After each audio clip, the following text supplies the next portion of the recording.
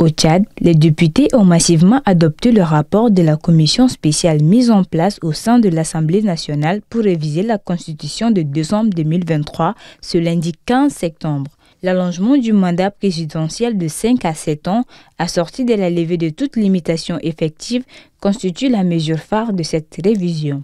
Présentée comme un moyen de stabiliser la gouvernance et d'harmoniser les mandats électifs, la réforme touche également à la création d'un poste de vice-premier ministre et à l'instauration d'un financement public des campagnes électorales. Le contexte politique donne la mesure de ce changement. Majorité écrasante en faveur du texte, boycott d'une partie de l'opposition et critique d'acteurs de la société civile dessinent une scène parlementaire verrouillée où le pluralisme peine à s'exprimer. Les justifications avancées peinent à masquer l'enjeu central, prolonger et sécuriser l'emprise de l'actuel chef de l'État et de son parti sur l'appareil d'État.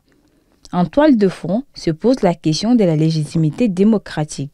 À peine 1 an et demi après l'adoption d'une nouvelle constitution censée clore la transition, sa révision rapide interroge sur la solidité du pacte politique. Les réactions critiques évoquent moins une réforme technique qu'un charcutage de la loi fondamentale, signe d'un processus mené à marche forcée. Au-delà des considérations juridiques, c'est bien la trajectoire politique du Tchad qui se joue. Si le texte est entériné en octobre, il redéfinira durablement les règles du jeu, renforçant le pouvoir exécutif dans un pays déjà marqué par la personnalisation du pouvoir.